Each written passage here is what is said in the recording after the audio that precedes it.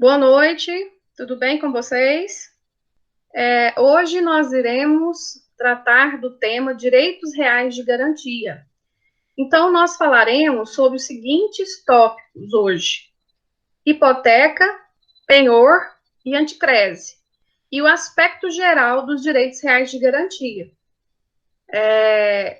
Hoje nós iremos abordar os aspectos gerais e penhor. Falaremos um pouco aí da hipoteca, né? Podemos referir aí a anticrese, mas aprofundar acerca da matéria para a próxima aula, hipoteca e anticrese. Bom, vamos lá. Então, o direito real de garantia nada mais é, né, do que um direito obrigacional, né? Você vai obrigar, vai pactuar com alguém, vai celebrar um contrato de financiamento, um contrato de empréstimo, mas vai o quê? Vai disponibilizar, o devedor vai disponibilizar um bem em garantia, que vai acobertar, que vai proteger, que vai dar maior segurança ao credor para o recebimento daquele empréstimo, daquele financiamento, né? Então, gente, os direitos reais de garantia, ele vai dar um respaldo, né, a essa relação obrigacional que sem qualquer garantia, né, o credor ele fica sendo considerado um credor quirografário. O credor quirografário é aquele que não possui garantia. E quando esse credor possui garantia, ele é um credor com garantia real, no caso, uma garantia relacionada ao quê? A um bem, podendo ser ele bem imóvel ou imóvel, que é que nós iremos estudar quando virmos aí direitos reais de garantia. Bom, o patrimônio do devedor, ele responde pelas dívidas que ele faz. Então, se o devedor ele não arca voluntariamente com a obrigação assumida, ele vai responder com seu próprio bem, né? E o nosso ordenamento jurídico civilista, né? Ele traz esse direito real de garantia, ele advém de Roma, né? No direito romano, que o devedor, gente, ele pagava até mesmo com seu próprio corpo pela dívida contraída. Então, ele poderia se tornar escravo, ele poderia vender, né? Ou seja, o credor poderia vender esse devedor como escravo, né? Poderia até matá-lo. E existem relatos que poderia até sofrer lesões corporais, poderia ser picado em tantas quantas partes fossem os credores. Então, esse resquício de crueldade ficou, né, no passado. Porém, hoje, o que garante o cumprimento de uma obrigação, nesse caso de direitos reais de garantia, é um bem. Então, você pede um dinheiro emprestado para uma determinada pessoa vai falar assim, mas, né, como é que você vai me garantir que você vai me pagar? O que eu posso me embasar que você realmente vai cumprir com o que você avançou com o contrato de empréstimo de dinheiro? Ele vai falar, não, eu tenho um veículo, né? Eu tenho um veículo, então eu dou o veículo em garantia. Se eu não te pagar, você ficará com o veículo. Então, isso é um direito real de garantia, que nesse exemplo que eu estou dando, se trata de um penhor, né? Então, o direito real de garantia, ele dá o quê? Um respaldo no negócio jurídico que foi entabulado. Ele vai dar um respaldo que de cumprimento, de adimplemento por parte do devedor.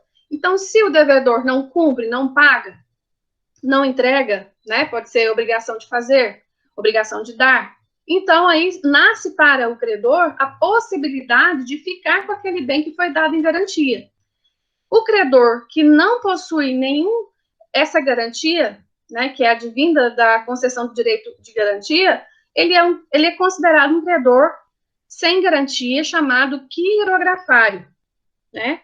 Bom, a garantia é um meio assecuratório do recebimento do crédito, né, por parte do devedor. Então, quando o crédito ele é garantido por um bem, por um patrimônio do devedor, né, ele tem mais confiança, credibilidade, e a gente até sabe, por exemplo, quando você vai num banco e vai pegar um dinheiro emprestado, seja pessoa física ou pessoa jurídica, se você der um bem em garantia, o juro cobrado vai ser mais barato, né? Por quê? Porque a possibilidade, o percentual de inadimplemento, ele cai, o risco cai para o banco. Então, por isso que nós, né, se feito dessa forma, pagamos um juro menor. Bom, então, são direitos reais de garantia. Nós temos algumas espécies de direitos reais de garantia.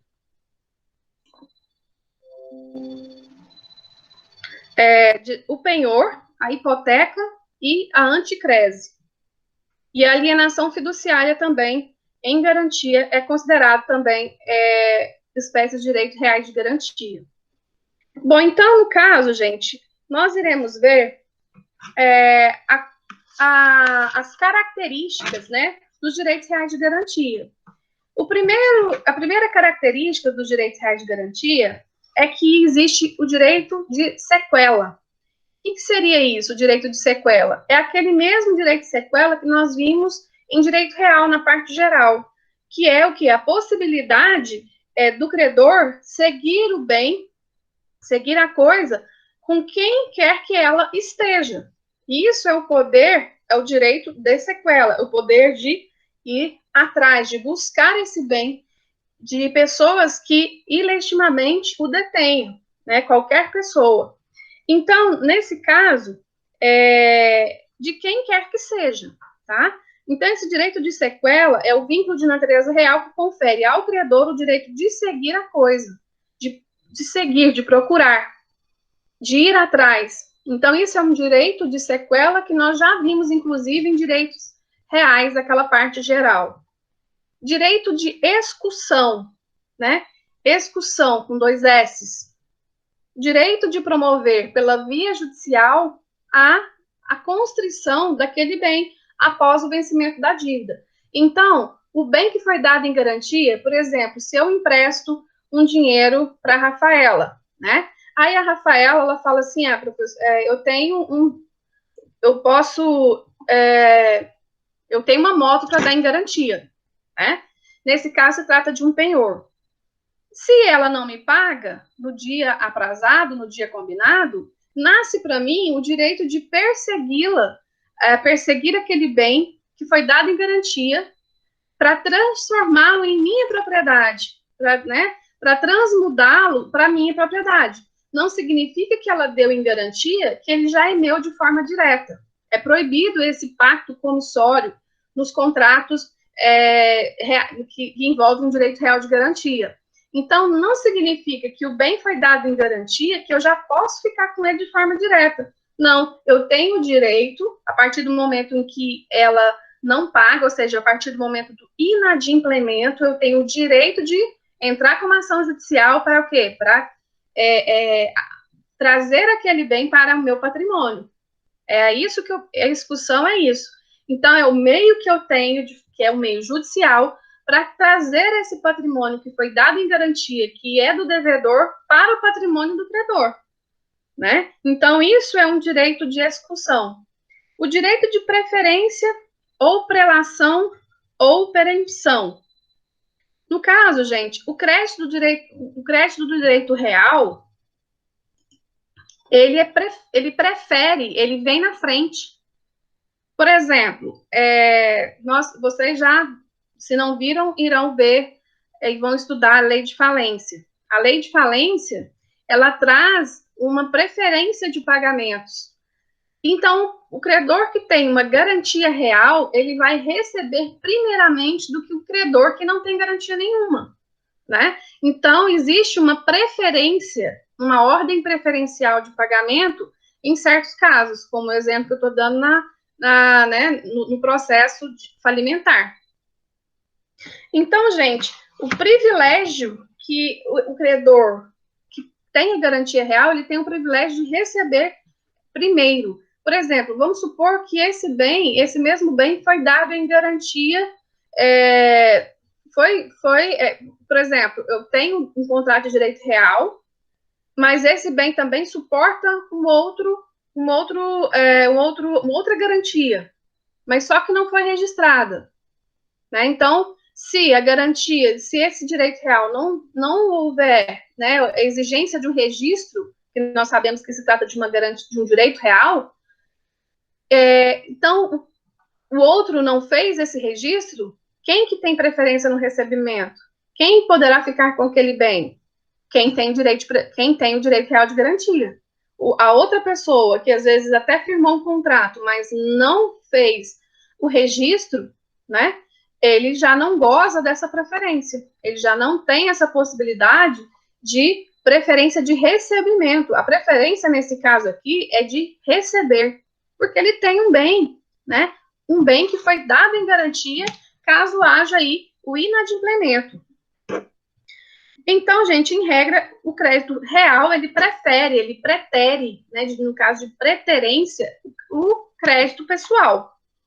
Salvo se existir leis específicas que tratem do assunto. Por exemplo, por mais que seja uma obrigação contratual, a relação trabalhista, né, a relação entre empregador e empregado, nesse caso, em se tratando de créditos trabalhistas, eles receberão primeiramente, até mesmo antes de um credor que tem um direito real, né? Então, o crédito trabalhista, ele vem primeiro. Por quê? Porque existe uma legislação específica que rege acerca disso, acerca desse assunto.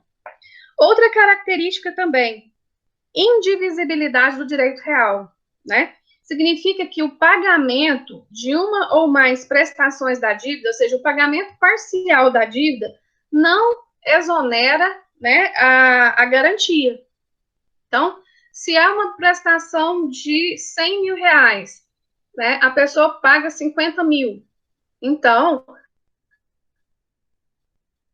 independentemente do pagamento parcial, não haverá a liberação do bem. Então, esse bem vai continuar, o bem dado em garantia, ele vai continuar garantindo o recebimento dos outros 50 mil reais. Isso é o que trata dessa indivisibilidade da dívida, né? Essa indivisibilidade da dívida.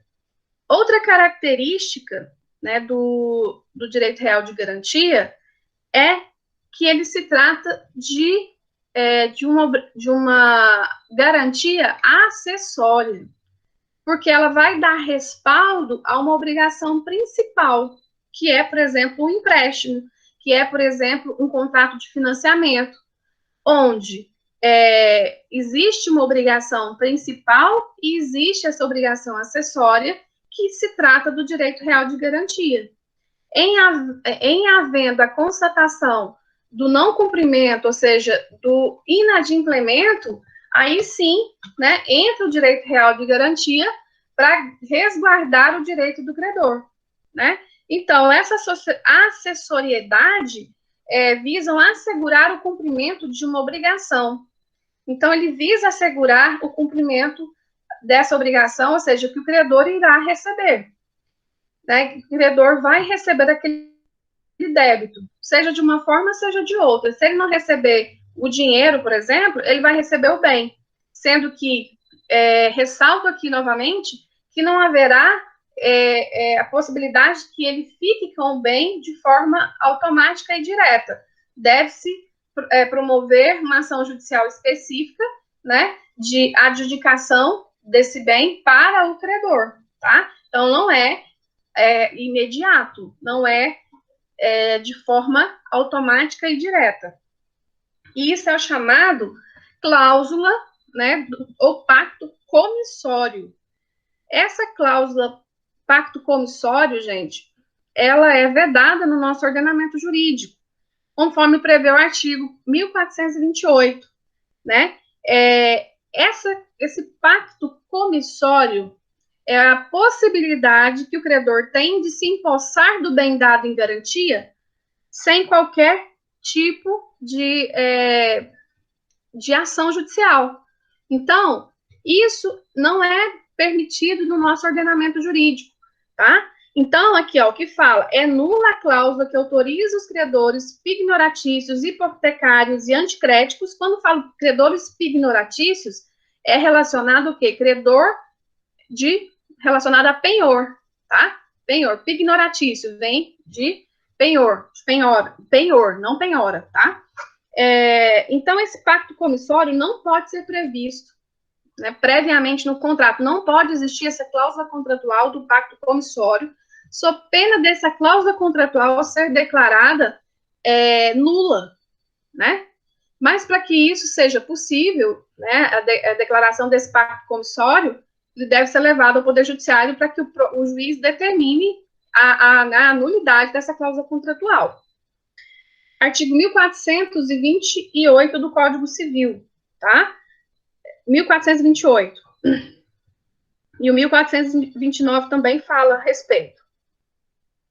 Bom, então, gente, de forma direta, o credor não pode se apropriar desses bens do devedor, né? Ele deve pleitear ali, não, informar ao Poder Judiciário o não cumprimento da obrigação, ele vai simplesmente executar aquele contrato. Ele vai trazer a possibilidade de ficar com o bem para si, né? Porque, porque, em regra, ele já está com a propriedade a posse, perdão, do bem. Ele já está com a posse do bem, porque a tradição, muitas vezes, ela é exigida no caso de direito real de garantia. Então, ele está com a posse, mas ele não pode, ele não tem a propriedade. Ele está de forma o quê? Provisória, né? É provisória. Enquanto tiver suspensa ali, né, o negócio jurídico, né, o prazo para cumprimento, ele vai ficar com o bem. Venceu, o indivíduo pagou, né, o devedor pagou o contrato de empréstimo, o que ele vai fazer? Ele tem a obrigação de devolver o bem, e ele tem a obrigação, o credor, ele tem a obrigação de cuidar desse bem, né, da melhor forma, preservar esse bem, conservar esse bem, né? Então, gente, o pacto comissório não é o quê? Permitido no nosso ordenamento jurídico, tá? Então, não é permitido. Quem pode dar a garantia real? Quem pode dar a garantia real? Gente, isso é o artigo 1420, ele traz, né? Mas é lógico, só o proprietário do bem pode dá-lo em garantia. Eu não posso pegar um bem de terceiro e dar em garantia, só se esse terceiro autorizar, óbvio, né? Ele tem que ser trazido para essa relação, esse terceiro. Mas, em regra, somente o bem que pertence a mim, somente pertence ao meu patrimônio, é que eu posso dar em garantia, né? Então, o artigo 1420, ele narra, né, e fala quem pode dar essa garantia. Então, o proprietário daquele bem. Existem algumas restrições a essa regra que nós acabamos de falar. No direito sempre é assim, existe a regra, existem as exceções, né? No caso, para que seja necessário, seja possível, direito real de garantia, é necessário o quê? Que a pessoa seja proprietária. Mas existem restrições, por exemplo, nos bens que são de propriedade de menor, né, de pessoa incapaz, absolutamente incapaz e relativamente incapaz. Ele pode ser dado em garantia? Tem que ter autorização judicial, né? Os bens, eles só podem ser dados em garantia com autorização judicial. Por quê? Porque, querendo ou não, se não houver o cumprimento da obrigação, corre o risco do menor ficar sem aquele bem. Por isso que é necessário que haja uma autorização judicial expressa nesse sentido. Então, isso é uma forma de restrição. O cônjuge, né? Nós sabemos que, em se tratando de bens imóveis, o cônjuge, o varão ou o virago, né? Ou seja, a mulher ou o homem, eles têm o quê? Que anuir, tá? Então, se eu for dar um bem em garantia, em se tratando de bem imóvel, independentemente do regime de bens, no caso, salvo o regime de bens de separação, né, de bens, não será exigido o quê? Essa autorização do outro cônjuge, mas, em regra, essa outorga uxória, ela é necessária, né? Ela é necessária. Ascendente em favor de descendente. É outra questão. Qualquer transação, qualquer alienação de bem entre ascendente e descendente, ela deve ser precedida com uma autorização dos outros descendentes. Ou seja, um pai resolve fazer um negócio com o filho, dá um imóvel dele para garantir a dívida de um filho, né? Ele tem mais filhos, ele tem mais 2 filhos. Então, todos esses filhos têm que autorizar esse negócio. Por quê? Porque, senão, poderá configurar até mesmo adiantamento de legítima, adiantamento de herança, né? Então, poderá, no momento que acontecer aí a disposição de bens, né, que seja através de uma sucessão legítima ou testamentária, no caso legítima, os outros vão ficar prejudicados, né? No caso do condomínio, se eu tenho um bem que é em condomínio, ou seja, várias pessoas são proprietárias desse bem, nesse caso, gente, eu também preciso da anuência para dar aquele bem em garantia, eu preciso da anuência dos demais condôminos, né? Eles também são proprietários. Então, deve haver anuência também dos outros condôminos. Quais as coisas que podem ser dadas em garantia? Que bens podem ser dados em garantia? Todos aqueles bens suscetíveis de alienação, né? Então, todos aqueles bens que podem ser suscetíveis de alienação poderão ser dados em garantia. E ressaltando aqui, quando se tratar de bem imóvel, aí nós teremos a figura, o instituto da hipoteca. Quando se tem bem móvel, a figura ali do penhor, né? Essa é a diferença. A anticrese, ela é um pouco diferenciada e pouco, inclusive, utilizada. Princípio da especialização. O bem dado em garantia, isso é o que o artigo 1424 prevê. O artigo 1424, ele prevê que é necessário a especificação do bem que será dado em garantia. Qual dívida que ele está dando em garantia? Vamos ver o artigo 1424. Deixa eu pegar meu código aqui. Ai, cadê? Aqui. 1424. Aqui, ó. Os contratos de penhor, anticrese ou hipoteca declararão, sob pena de não terem eficácia, o valor do crédito, sua estimação ou valor máximo, o prazo fixado para pagamento, a taxa dos juros, se houver, o bem dado em garantia com suas especificações, né? Então, gente, o artigo 1424, esse princípio da especialização nada mais é do que a individualização do bem dado em garantia, né? Vai ter que ser individualizado, ele tem que ser especificado, né? Vencimento antecipado da dívida. Se houver, no caso, vencimento antecipado da dívida, quando é possível haver esse vencimento antecipado? É o que prevê o artigo 1425, né, que fala as possibilidades do vencimento antecipado da dívida. Porque pode acontecer fatores que ensejam, né, que poderão ensejar o vencimento antecipado da dívida. Primeiro, pela depreciação ou deterioração da coisa dada em garantia. Então, a coisa dada, fez um negócio, por exemplo, no valor de 100 mil reais. O bem dado em garantia, a princípio ele valia 100 mil reais, só que ele depreciou, ele perdeu o valor. Então, o devedor ele tem que ser chamado para ele reforçar essa garantia, né?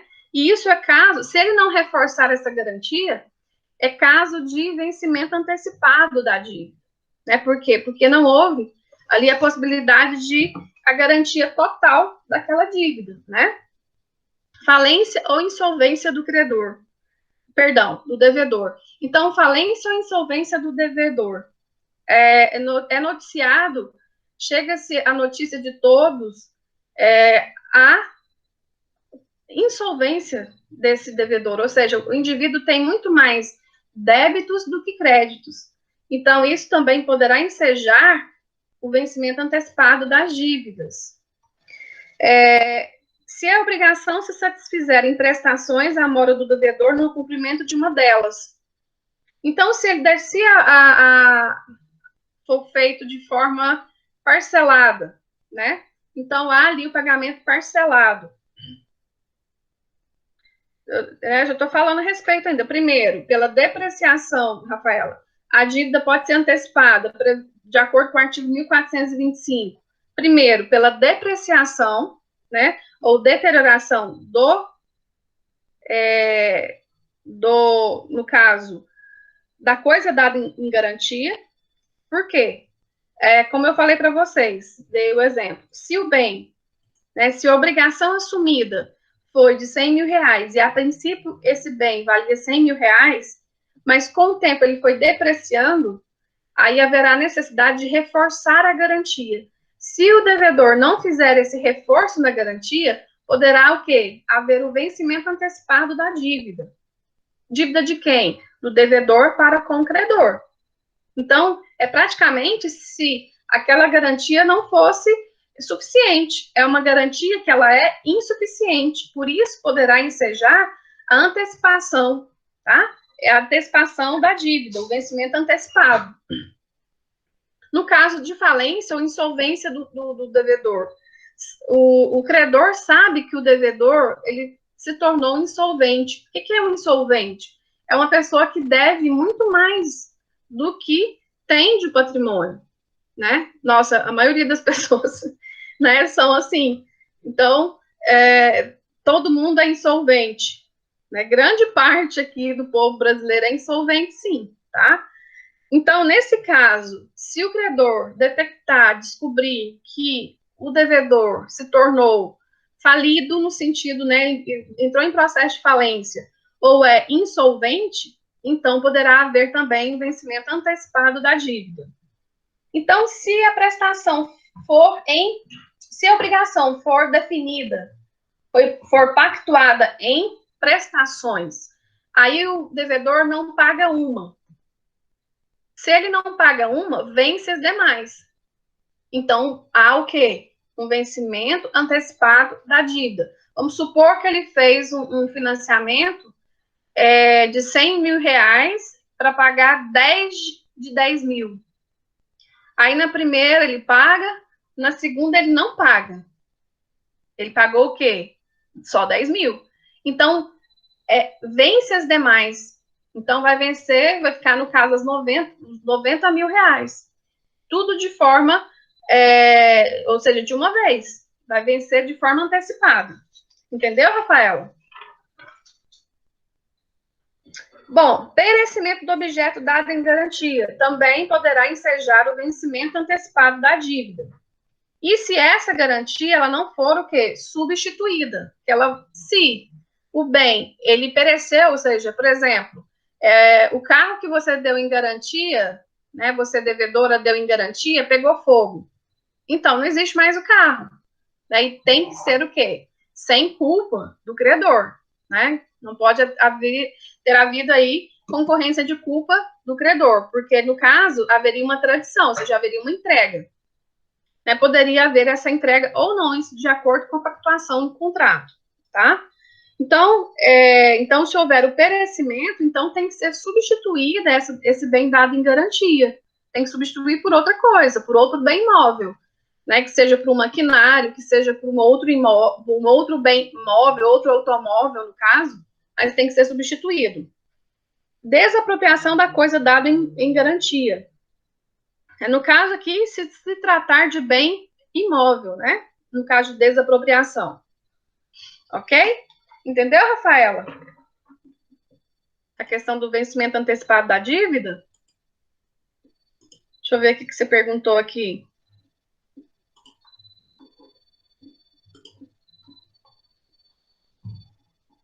Obrigado. Entendeu, né? Vamos lá.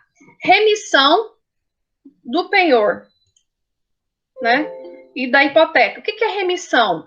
A remissão que nós estamos falando aqui é a remissão com cedilha, tá? Essa remissão com cedilha significa o quê?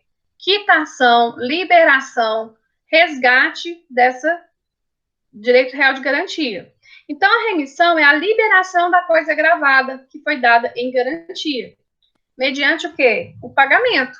Ela só vai ser liberada mediante o pagamento do devedor, né? Então quando há remissão, a remissão é a liberação. E já a remissão com 2 S's, né, que vocês já viram também, a remissão com 2 S's é o quê? Perdão, totalmente diferente, tá? Remissão com cedilha é o quê? Liberação. Liberação. É liberado em decorrência do cumprimento da obrigação. Já a remissão com 2 S's é o quê? Perdão. Né? Você vai perdoar aquela dívida. Então, já é totalmente diferente a conceituação de um e de outro, né? Vamos falar agora sobre penhor. O que seria penhor? O penhor é um direito real que consiste na tradição de uma coisa móvel ou imobilizável suscetível de alienação realizada pelo devedor ou por terceiro ao credor, a fim de garantir o pagamento do débito. Então, gente, é um direito real de garantia que consiste... O que é tradição, né? Cansado de saber o que é isso. Na entrega de um bem, seja, tem que ser um bem móvel. Quando eu falo de penhor, eu falo de bem móvel, tá? Posse de uma coisa móvel, né? Suscetível de alienação. Então, tem que ter essa característica. Móvel ou mobilizável, né? Suscetível de alienação. Já diferente, gente, penhor é diferente de penhora. O que seria penhora? Pode falar. Microfone aberto. O que é penhora, gente?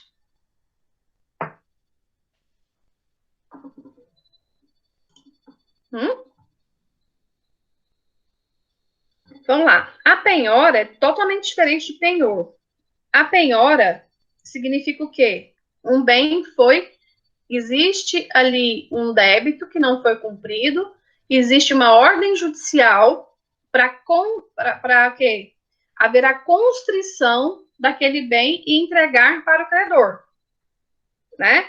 E aqui nesse caso, a penhora é qualquer bem, né? Nós temos aí penhora online de dinheiro, penhora de bens móveis, penhora de bens imóveis, dependendo se não for considerado bem de família. Então, a penhora significa o quê? Uma constrição judicial, tá? E é necessário que haja o quê? Uma ordem mandamental do juiz para que haja possibilidade de constrição judicial, né? Existe uma ordem judicial. Já o penhor, não. O penhor, o quê? Um bem imóvel é dado em garantia, por mera liberalidade do devedor. O devedor, ele tem essa liberalidade, ele vai dar em garantia aquele bem para quê? Para suprir a obrigação que foi assumida, né? Suprir o pagamento daquela obrigação. Né? Então, esse credor, ele tem, se não houver o pagamento, ele vai ter aquele bem imóvel, no caso, aquele maquinário, aquele veículo. O que seria bem imóvel? Seria ali um computador, né? Então, tem um bem que é suscetível de alienação, bem imóvel suscetível de alienação. Bom, o penhor, ele pode ser legal ou convencional, né? Então, aqui, modos constitutivos do penhor, convencional ou legal. Direitos do credor pignoratício. O que é credor pignoratício? Credor que tem a garantia de um bem móvel, que tem um penhor. Então, um credor pignoratício é igual ao quê? Penhor. Se refere a penhor. Então, quais os direitos que esse credor pignoratício ele tem? Primeiro, investir-se na posse da coisa empenhada. Então, ele vai ter o quê? A posse daquele bem, né? Invocar proteção sucessória. Sim, ele vai poder estar protegido, né, com as ações possessórias.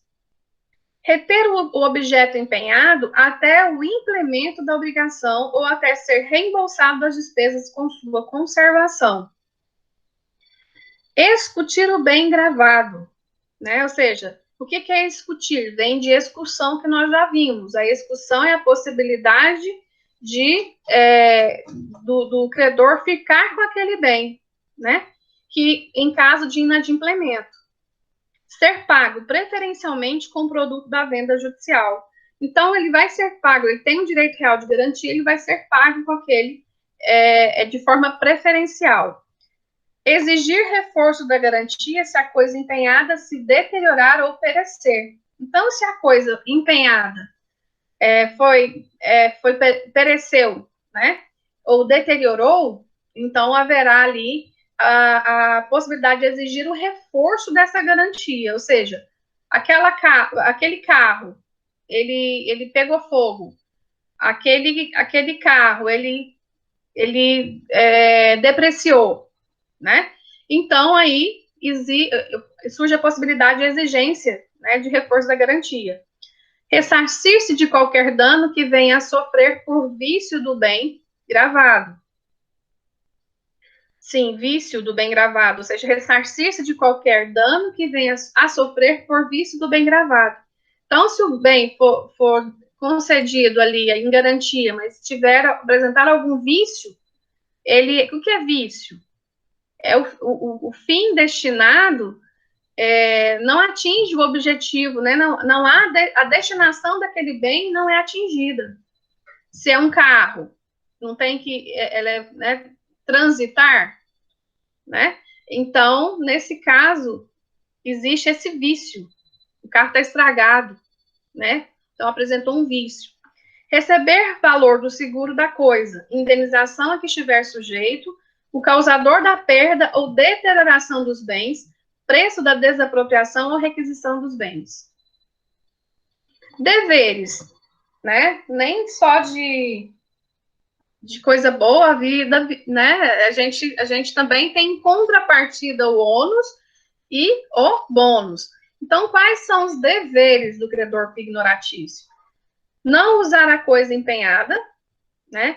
Custódia, ele tem, né, direito de ter a posse daquele bem, ressarcir a perda ou deterioração de que for culpado, né? Aqui tem que existir a comprovação do elemento culpa, né? Tem que ser comprovado que o credor agiu com culpa, tá?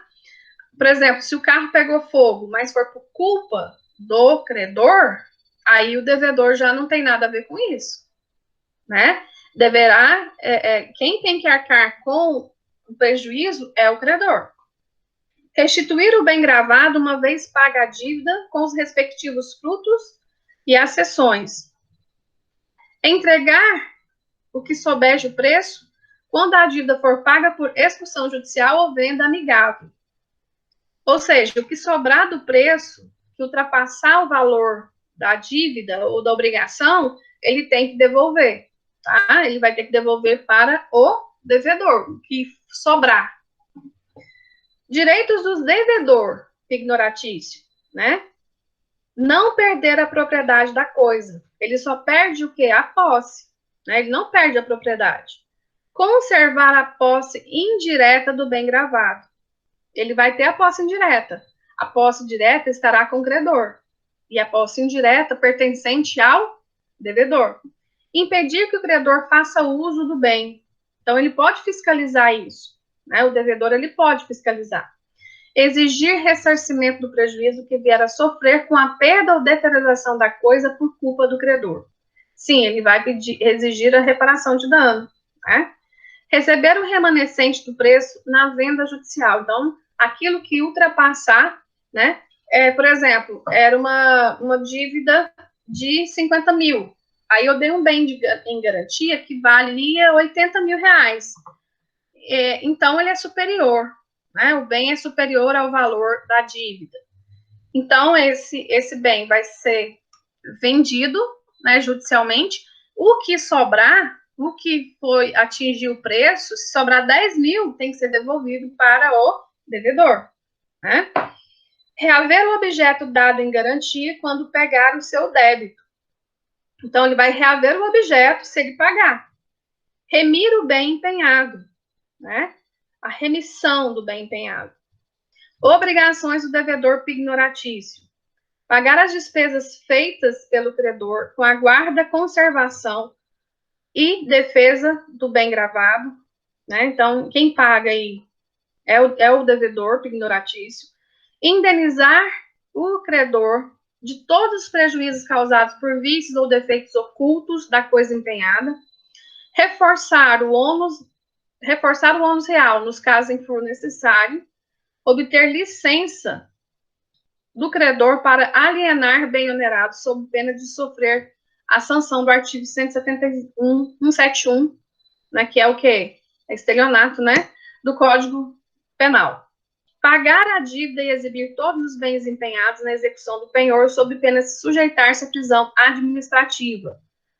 Espécies, né, de penhor legal. Espécies de penhor. Penhor legal, previsto em lei, penhor rural, penhor industrial, mercantil, penhor de direitos e caução de títulos de crédito. Então, essas são as formas, as espécies de penhor previstas no Código, né? No Código Civil, em leis também específicas. Extinção do penhor. A extinção do penhor vem primeiramente com a extinção da dívida, né? Extinguiu a dívida, extingue-se o penhor. Em se tratando de uma obrigação que ele é acessório, da característica da acessoriedade. Perecimento do objeto empenhado. Renúncia do credor.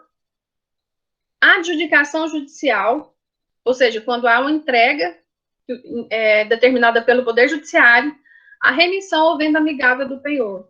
Confusão, né, quando existe ali a confusão entre credor e devedor, né, se confundirem numa mesma pessoa.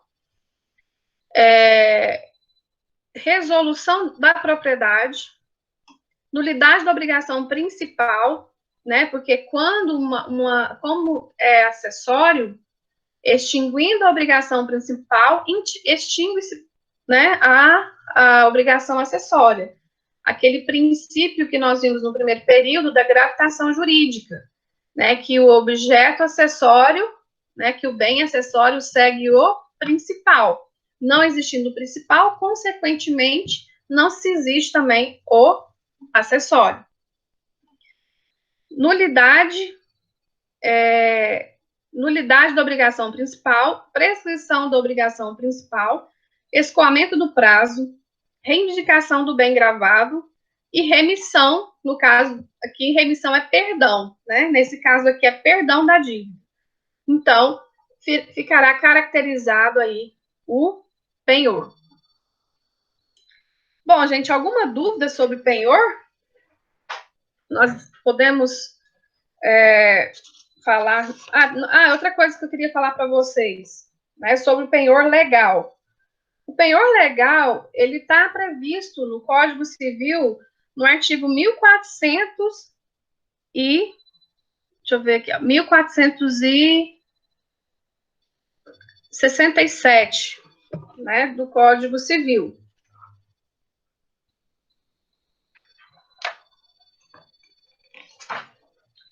Isso mesmo, 1467 do Código Civil, penhor legal. São credores pignoratícios, independentemente de convenção, hospedeiros ou fornecedores de pousada ou alimento, sobre as bagagens, móveis, joias ou dinheiro, que os seus consumidores ou fregueses tiverem consigo nas respectivas casas ou estabelecimentos, pelas despesas ou consumo que aí tiverem feito. Bom, gente, o que é isso? É quando a pessoa vai se hospedar em determinado local e ela não paga, né? Então, nesse caso, o hospedeiro, né, eles poderão ficar com joias, com mala, com roupa, com pertences no caso, né, do indivíduo que fez, que assumiu essa obrigação. Inciso 2. O dono do prédio rústico ou urbano sobre os bens móveis que o rendeiro ou inquilino tiver guarnecendo o mesmo prédio pelos aluguéis e rendas. Então, isso se trata de penhor legal.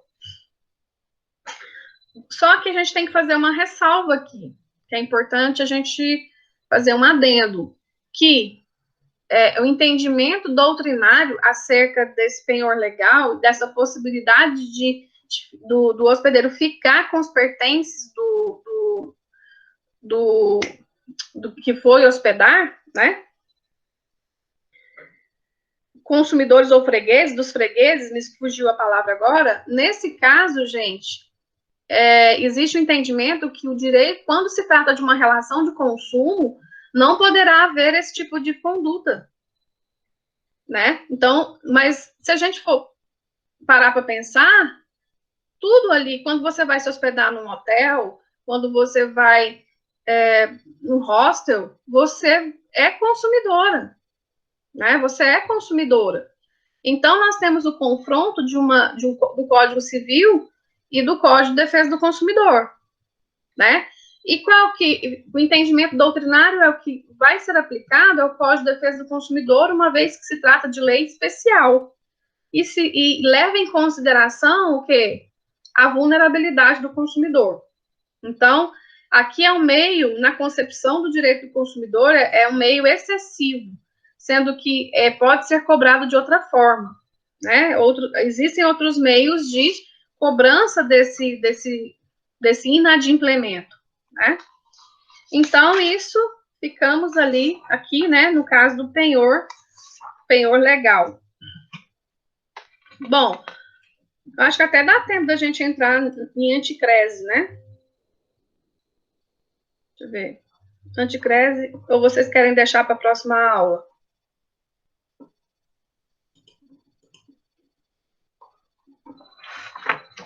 Hã? Alguma dúvida, gente, da aula? Deixa eu ver aqui. A Rafaela perguntou o seguinte: se o bem em garantia for divisível, por exemplo, terra, se a parte for alienada a terceiro, pode gerar o vencimento antecipado ou nulidade da alienação? Nesse caso, Rafaela, se for divisível, mas não for individualizado, né? Por exemplo, às vezes, numa herança, né? Ficaram ali 3 herdeiros. Os 3 são donos de uma fazenda, que é perfeitamente divisível, nesse caso, em razão da extensão territorial.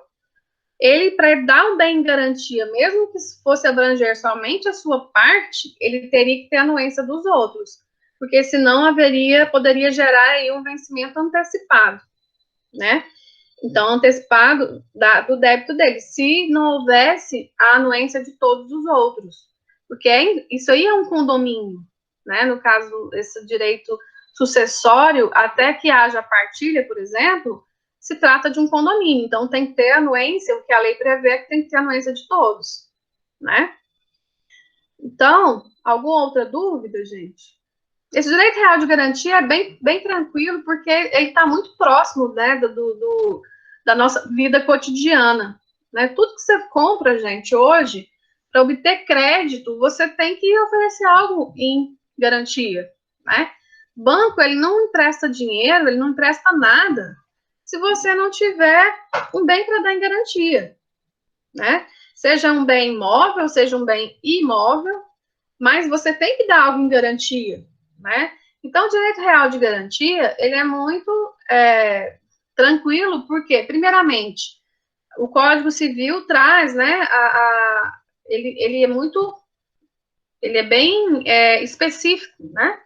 Ele traz com riqueza de detalhes essa questão do direito real de garantia. E também pela questão da prática, né, no nosso cotidiano. Isso, vocês terão diversas ações relacionadas à questão do direito real de garantia, né? Por exemplo, essa questão o bem de família, que até a gente abordou hoje. O bem de família, ele pode ser dado em garantia? Por exemplo, eu vou no banco e vou pedir um empréstimo. Aí ele fala, eu quero um bem. Aí eu pego e dou a minha casa, só tem essa casa. Esse bem de família ofertado, ele é possível que eu conceda em garantia? Existe, até Flávio Tartucci fala, tem um artigo específico que fala desse direito real de garantia em se tratando de bem de família. Bom, nesse caso, a partir do momento em que eu fui lá no banco e ofereci esse bem em garantia, eu, querendo ou não, eu abri mão do meu direito de impenhorabilidade do bem de família. Mas alguns doutrinadores entendem que esse direito de bem de família, né, esse bem de família, ele é relacionado a um direito que não é indisponível, né? Então, existe essa guerrinha, né, essa discussão acerca se o bem de família indicado, né, a garantia, se ele poderá sofrer posteriormente, né, uma execução, né, pelo não cumprimento e o imóvel ser levado a leilão, né, alguma coisa assim. Então, o Flávio Tartucci, ele fala desse bem de família ofertado, né, que a maioria entende que é possível, por quê? Porque você deu em garantia, você ofertou em garantia. Não foi o banco que foi lá e pegou, né? E houve uma constrição judicial do seu bem de família. Não. Você ofertou. Então, nesse caso, o que impera é que realmente é possível. Entendeu? Que é possível haver ali a penhora, né, do bem de família, que é aí, no caso, porque ele foi dado em garantia. Então, é chamado bem de família ofertado, né? Então, nesse caso, poderá haver sim. Então, depois até disponibilizo para vocês esse artigo do Flávio Tartucci, que fala a respeito desse bem de família ofertado, né? Isso é um bom tema para vocês aí fazerem um TCC de vocês, né? Uma certa divergência, sim, né? Mas na minha concepção, por que o bem de família foi criado? Né? Nós temos duas espécies de bem de família do nosso código. Nós temos no nosso código, não, no nosso Código Civil nós temos e nós temos uma lei 8.009/90 que prevê também a impenhorabilidade do bem de família. Então, entende-se que esse bem de família, ele vai cumprir o quê? Uma função social. É uma questão de ordem pública, voltada para o quê? A manutenção do patrimônio mínimo que deve ser disponibilizado para um ser humano viver com dignidade, né? Então, existe esse confronto, Rafaela. Ou seja, o direito privado, ou seja, o contrato, o pacta sunt servanda, aquilo que você quis, né, a sua autonomia versus essa questão da impenhorabilidade, que se trata de um direito que tem essa função social. Entendeu? Existe uma certa divergência.